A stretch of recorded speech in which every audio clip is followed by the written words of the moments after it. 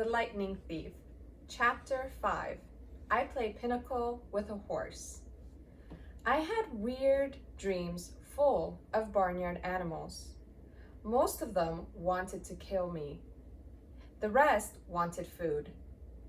I must have woken up several times, but what I heard and saw made no sense. So I just passed out again. I remember lying in a soft bed, being spoon-fed something that tasted like buttered popcorn, only it was pudding. The girl with curly blonde hair hovered over me, smirking as she scraped drips off my chin with the spoon. When she saw my eyes open, she asked, "What will happen in the summer solstice?" I managed to croak, "What?" She looked around as if afraid someone would have overheard. "What's going on? What was stolen? We've only got a few weeks." "I'm sorry," I mumbled. "I don't..." Somebody knocked on the door, and the girl quickly filled my mouth with pudding. The next time I woke up, the girl was gone. A husky blonde dude, like a surfer, stood in the corner of the bedroom, keeping watch over me. He had blue eyes, at least a dozen of them, on his cheeks, his forehead, the back of his hands. When I finally came around for good, there was nothing weird about my surroundings, except that they were nicer than I was used to. I was sitting in a deck chair on a huge porch, gazing across a meadow at green hills in the distance. The breeze smelled like strawberries. There was a blanket over my legs, a pillow behind my neck. All that was great, but my mouth felt like a scorpion had been using it for a nest. My tongue was dry and nasty, and every one of my teeth hurt. On the table next to me was a tall drink. It looked like iced apple juice with a green straw and a paper parasol stuck through a Marciano cherry. My hand was so weak I almost dropped the glass once I got my fingers around it. "Careful," a familiar voice said. Grover was leaning against the porch railing, looking like he hadn't slept in a week. Under one arm, he cradled a shoebox. He was wearing blue jeans, Converse high tops, and a bright orange t-shirt that said, "Camp Half-Blood." Just plain old Grover, not the goat boy. So maybe I'd had a nightmare. Maybe my mom was okay. We were still on vacation, and we'd stopped here at this big house for some reason, and... "You saved my life," Grover said. The least I could do, I went back to the hill. I thought you might want this." Reverently, he placed the shoebox in my lap. Inside was a black and white bull's horn. The base jagged from being broken off, the tip splattered with dry blood. It hadn't been a nightmare. "The Minotaur," I said. Percy, it isn't a good idea." "That's what they call him in Greek myths, isn't it?" I demanded. "The Minotaur, half man, half bull." Grover shifted uncomfortably. "You've been out for 2 days. How much do you remember?" "My mom, is she really?" He looked down. I stared across the meadow. There were groves of trees, a winding stream, acres of strawberries spread out under the blue sky.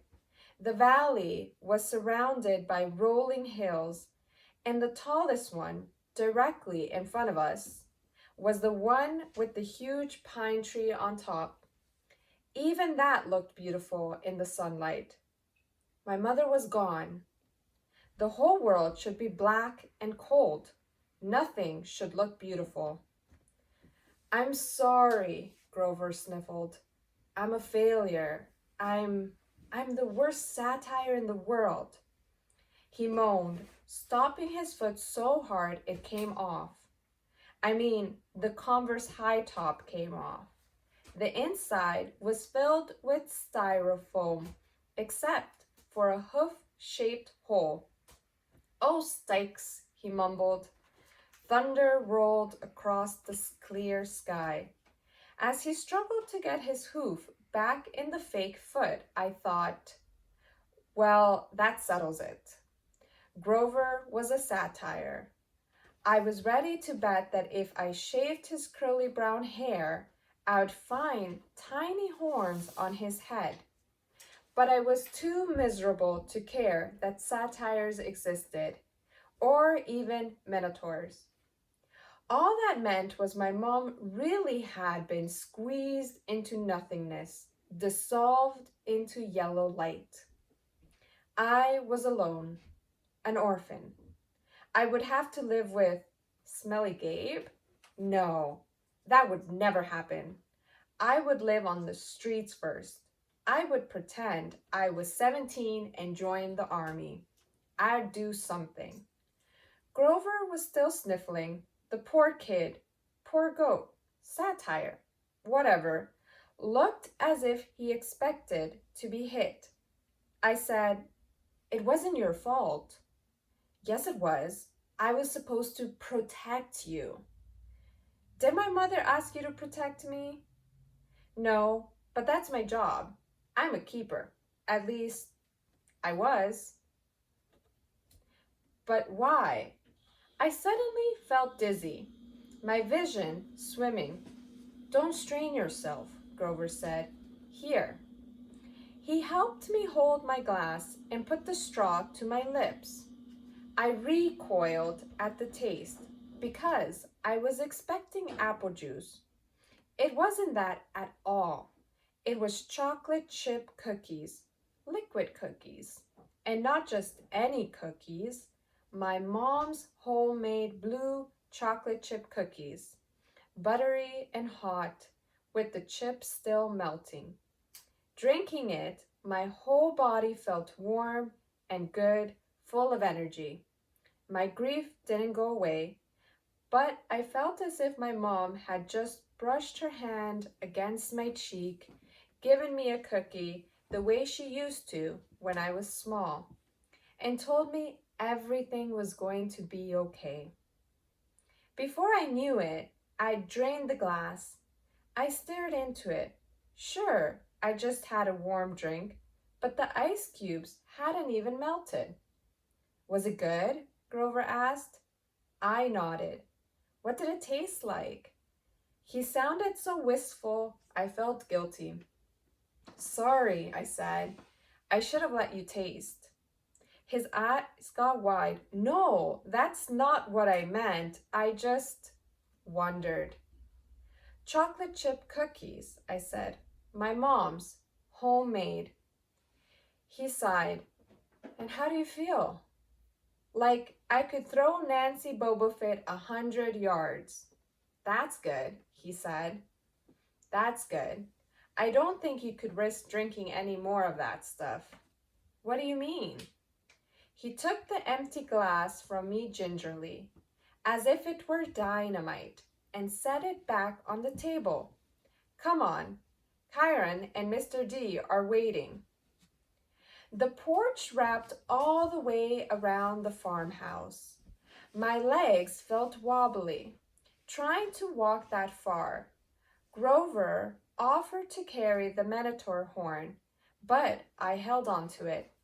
I'd paid for that souvenir the hard way.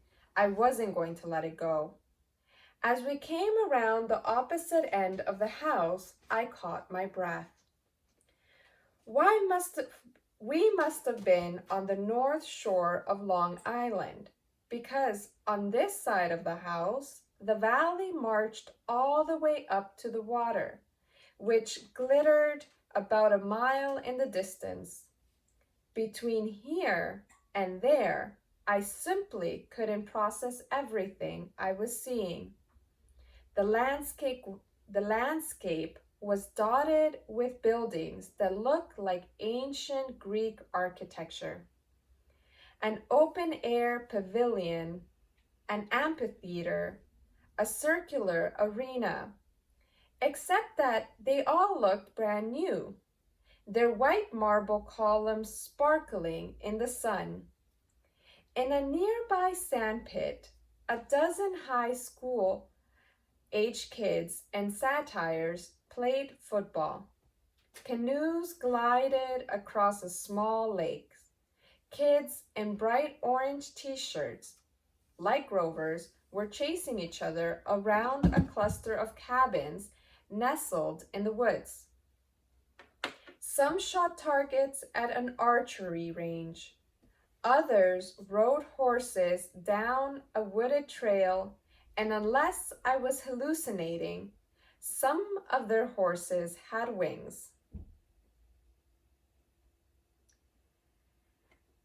Down at the end of the porch, two men sat across from each other at a card table.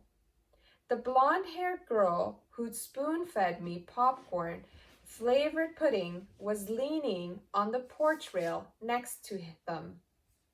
The man facing me was small but porky. He had a red nose, big watery eyes, and curly hair so black it was almost purple.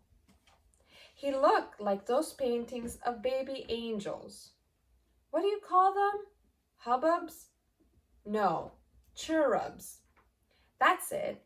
He looked like a cherub who turned middle-aged in a trailer park. He wore a tiger pattern Hawaiian t-shirt, and he would have fit right in. He wore a tiger pattern Hawaiian shirt, and he would have fit right in at one of Gabe's poker parties. Except, I got the feeling this guy could have outgambled even my stepfather. That's Mr. D, Grover murmured to me. He's the camp director. Be polite. The girl, that's Annabeth Chase. She's just a camper, but she's been here longer than just about anybody. And you already know Kyron. He pointed at the guy whose back was to me. First, I realized he was sitting in the wheelchair. Then I recognized the tweed jacket, the thinning brown hair, the scraggly beard. Mr. Burner, I cried. The Latin teacher turned and smiled at me. His eyes had the mischievous glint they sometimes got in class when he pulled a pop quiz and made all the multiple choice answers B. Ah, good, Percy, he said. Now we have four for Pinnacle. He offered me a chair to the right of Mr. D, who looked at me with bloodshot eyes and heaved a great sigh. Oh, I suppose I must say it. Welcome to Camp Half-Blood. There. Now, don't expect me to be glad to see you. Thanks. I scooted a little further away from him because if there's one thing I had learned from living with Gabe, it was how to tell when an adult was hitting the happy juice. If Mr. D was a stranger to alcohol, I was a satire. Annabeth, Mr. Burner called to the blonde girl. She came forward and Mr. Burner introduced us. This young lady nursed you back to health, Percy. Annabeth, my dear, why don't you go check on Percy's bunk? We'll be putting him in cabin 11 for now. Annabeth said, Sure, Kyron. She was probably my age, maybe a couple of inches taller, and a whole lot more athletic looking. With her deep tan and her curly blonde hair, she was almost exactly what I thought a stereotypical California girl would look like, except her eyes ruined the image. They were startling gray, like storm clouds. Pretty, but intimidating too, as if she were analyzing the best way to take me down in a fight. She glanced at the Minotaur horn in my hands, then back at me. I imagined she was going to say, "You killed a Minotaur?" or "Wow, you're so awesome," or something like that. Instead, she said, "You drool when you sleep." Then she sprinted off down the lawn, her blonde hair flying behind her. "So," I said, anxious to change the subject, "you, work here, Mr. Burner?" "Not Mr. Burner," the ex-Mr. Burner said. "I'm afraid that was my pseudonym. You may call me Kyron."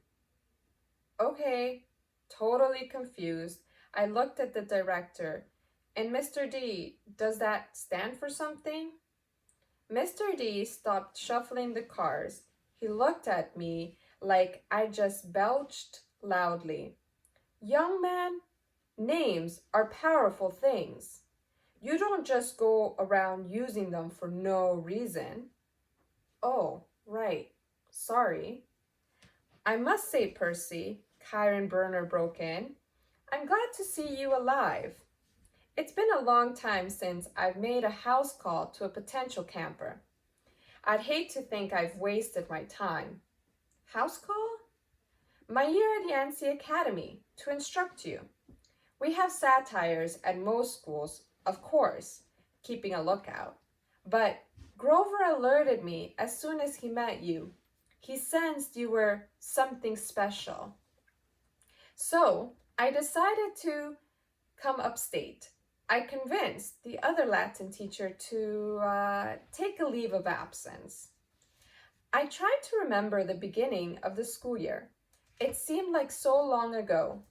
But I did have a fuzzy memory of there being another Latin teacher my first week at Nancy. Then, without explanation, he had disappeared and Mr. Burner had taken the class. "You came to Yancey just to teach me?" I asked. Kyra nodded. "Honestly, I wasn't sure about you at first. We contacted your mother, let her know we were keeping an eye on you in case you were ready for Camp Half-Blood. But you still had so much to learn. Nevertheless, you made it here alive, and that's always the first test." "Grover," Mr. D said impatiently, "are you playing or not?" "Yes, sir."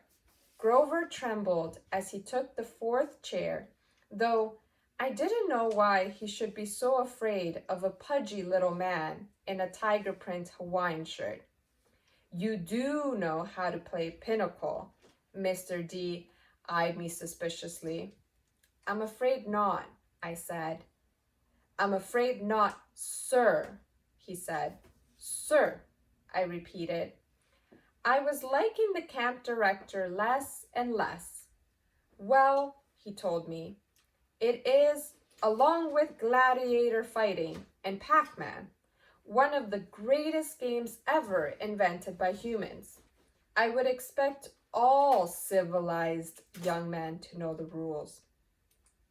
"I'm sure the boy can learn," Kyron said. "Please," I said, "what is this place? What am I doing here? Mr. Kyron, why would you go to Yancey Academy just to teach me?" Mr. D snorted. I asked the same question. The camp director dealt the cards. Grover flinched every time one landed in his pile. Kyron smiled at me sympathetically, the way he used to in Latin class, as if to let me know that no matter what my average was, I was his star student. He expected me to have the right answer. "Percy," he said, "did your mother tell you anything?" She said, I remember her sad eyes looking out over the sea. "She told me she was afraid to send me here, even though my father had wanted her to. She said that once I was here, I probably couldn't leave. She wanted to keep me close to her. Typical, Mr. D said. That's how they usually get killed. Young man, are you bidding or not? What? I asked. He explained impatiently how you bid in Pinnacle, and so I did. I'm afraid there's too much to tell, Chiron said. I'm afraid our usual orientation film won't be sufficient. Orientation film? I asked. No, Chiron decided. Well, Percy, you know, your friend Grover is a satire. You know, he pointed to the horn in the shoebox, that you have killed the Minotaur. No small feat either, lad. What you may not know is that great powers What you may not know is that great powers are at work in your life. Gods, the forces you call the Greek gods, are very much alive. I stared at the others around the table. I waited for someone to yell, "Not!" But all I got was Mr. D yelling, "Oh, a royal marriage! Trick, trick!" He cackled as he tallied up his points. "Mr. D," Grover said timidly, "if you're not going to eat it, could I have your Diet Coke can?" "Eh? Oh, all right." Grover bit a huge shard out of the empty aluminum can and chewed it mournfully. "Wait," I told Chiron. "You're telling me there's such a thing as God?" "Well now," Chiron said, "God, capital G, God, that's a different matter altogether. We shan't deal with the metaphysical." Metaphysical? But you were just talking about, gods, plural, as in great beings that control the forces of nature and human endeavors, the immortal gods of Olympus. That's a smaller matter. Smaller? Yes, quite. The gods we discussed in Latin class. Zeus, I said, Hera, Apollo, you mean them? And there it was again, distant thunder on a cloudless day. "Young man," said Mr. D, "I would really be less casual about throwing those names around if I were you." "But they're stories," I said. "They're myths to explain lightning and the season and stuff. They're what people believed before there was science." "Science," Mr. D scoffed. "And tell me, Perseus Jackson." I flinched when he said my real name, which I never told anybody. "What will people think of your science 2,000 years from now?" Mr. D continued, "They will call it primitive mumbo-jumbo, that's what. Oh, I love mortals. They have absolutely no sense of perspective. They think they've come so far. And have they, Chiron? Look at this boy and tell me." I wasn't liking Mr. D much, but there was something about the way he called me mortal, as if he wasn't. It wasn't enough to put a lump in my throat to suggest why Grover was dutifully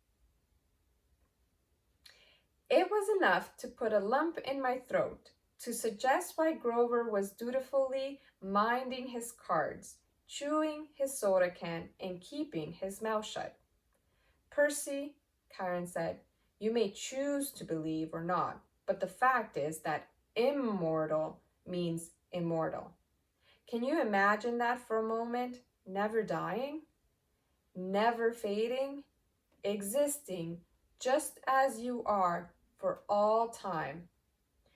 I was about to answer off the top of my head that it sounded like a pretty good deal, but the tone of Chiron's voice made me hesitate.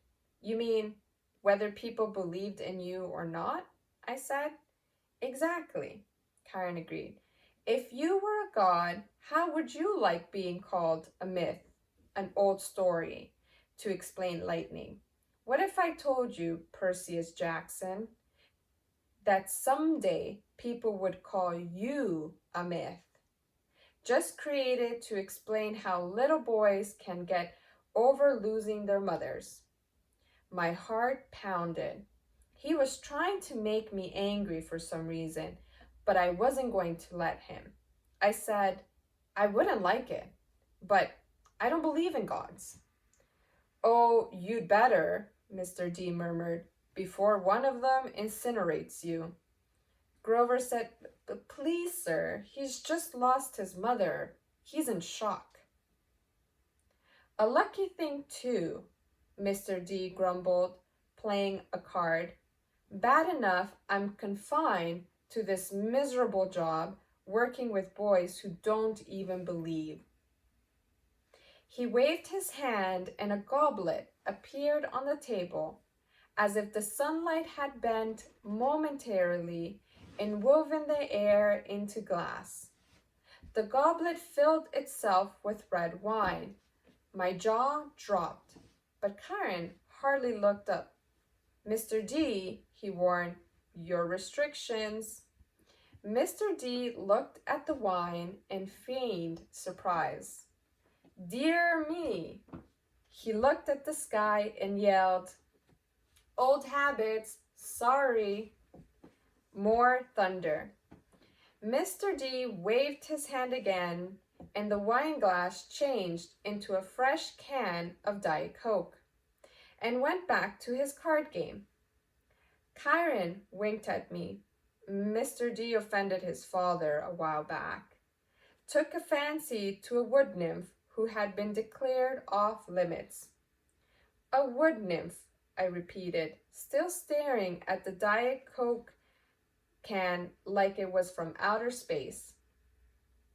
Yes, Mr. D confessed. Father loves to punish me. The first time, prohibition. Ghastly. Absolutely horrid 10 years. The second time, well, she really was pretty and I couldn't stay away. The second time, he sent me here. Half-Blood Hill, summer camp for brats like you. Be a better influence, he told me. Work with youth rather than tearing them down. Ha! Absolutely unfair. Mr. D sounded about 6 years old, like a pouting kid, and I stammered, your father is... The Immortalis, Chiron, Mr. D said. I thought you taught this boy the basics. My father is Zeus, of course.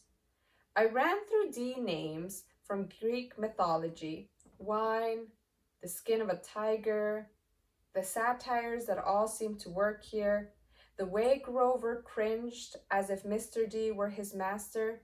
You're Dionysus, I said, the god of wine. Mr. D rolled his eyes. What did they say these days, Grover? Do the children say, well, duh? Then, well, duh, Yes, Mr. D. Then, well, duh, Percy Jackson. Did you think I was Aphrodite, perhaps? You're a god? Yes, child. A god. You. He turned to look at me straight on, and I saw a kind of purplish fire in his eye. A hint that was whiny, plump little man was only showing me the tiniest bit of his true nature. I saw visions of grapevines choking unbelievers to death, drunken warriors insane with battle lust, sailors screaming as their hands turned to flippers, their faces elongating into dolphin snouts. I knew that if I pushed him, Mr. D would show me worse things. He would plant a disease in my brain that would leave me wearing a straitjacket in a rubber room for the rest of my life. Would you like to test me, child? He said quietly. No, sir. The fire died a little bit. The fire died a little. He turned back to his card game. I believe I win. Not quite, Mr. D, Chiron said. He sat down a straight, tallied the points, and said, the game goes to me. I thought Mr. D was going to vaporize Chiron right out of his wheelchair, but he just sighed through his nose, as if he were used to being beaten by the Latin teacher. He got up and Grover rose too. I'm tired, Mr. D said. I believe I'll take a nap before the sing-along tonight. But first, Grover, we need to talk again about your less than perfect performance on this assignment. Grover's face beaded with sweat. Yes, sir. Mr. D turned to me. Cabin 11, Percy Jackson, and mind your manners. He swept into the farmhouse, Grover following miserably. Will Grover be okay? I asked Chiron. Chiron nodded, though he looked a bit troubled. Old Dionysus isn't really mad. He just hates his job. He's been, grounded, I guess you would say, and he can't stand waiting another century before he's allowed to go back to Olympus. Mount Olympus? I said. You're telling me there really is a place there? Well now, Mount Olympus in Greece, and then there's Mount Olympus in Greece, and then there's the home of the gods, the convergence point of their powers, which did indeed used to be on Mount Olympus. It's still called Mount Olympus, out of respect to the old ways, but the palace moves, Percy, just as the gods do. You mean the Greek gods are here? Like in America? Well, certainly. The gods move with the heart of the West. The what? Come now, Percy. What you call Western civilization. Do you think it's just an abstract concept? No, it's a living force, a collective consciousness that has burned bright for thousands of years. The gods are part of it. You might even say they are the source of it.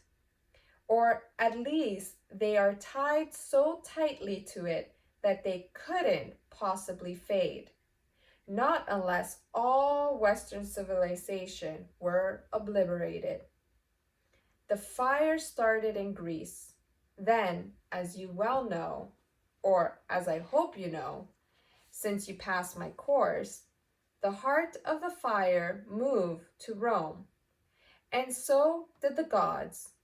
Oh, different names perhaps, Jupiter for Zeus, Venus for Aphrodite, and so on.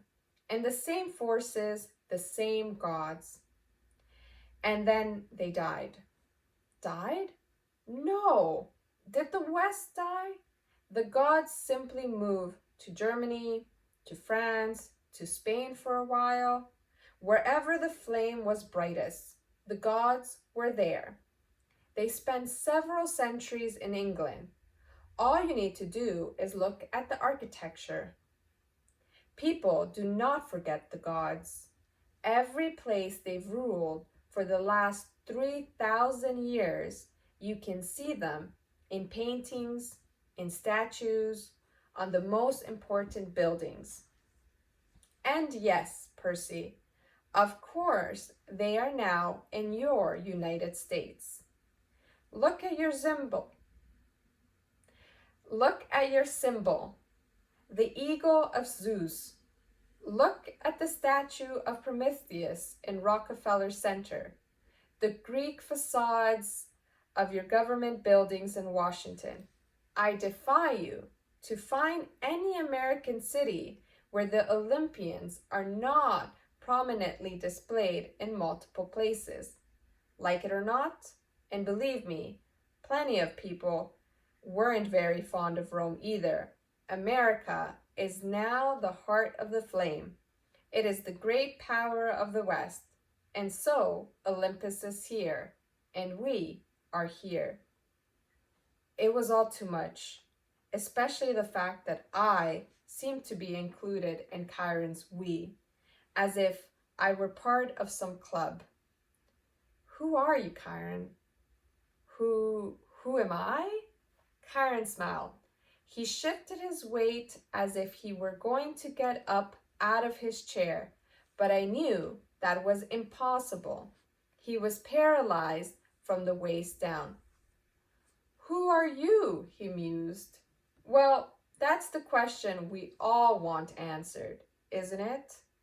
But for now, we should get you a bunk in cabin 11. There will be new friends to meet, and plenty of time for lessons tomorrow. Besides, there will be s'mores at the campfire tonight, and I simply adore chocolate. And then he did rise from his wheelchair, but there was something odd about the way he did it.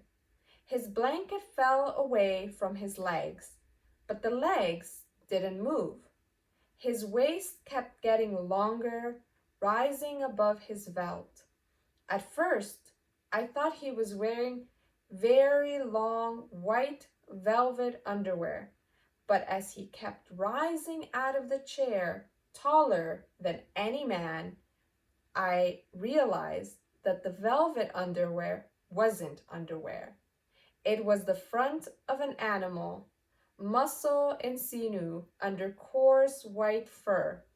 And the wheelchair wasn't a chair. It was some kind of container, an enormous box on wheels. And it must have been magic because there's no way it could have held all of him. A leg came out, long and knobby-kneed, with a huge polished hoof. Then another front leg, then hindquarters, and then the box was empty. Nothing but a metal shell with a couple of fake human legs attached. I stared at the horse who had just sprung from the wheelchair. A huge white stallion, but where its neck should be was the upper body of my Latin teacher, smoothly grafted to the horse's trunk. What a relief, the senator said. I'd been cooped up in there so long, my fetlocks had fallen asleep. Now, come, Percy Jackson, let's meet the other campers.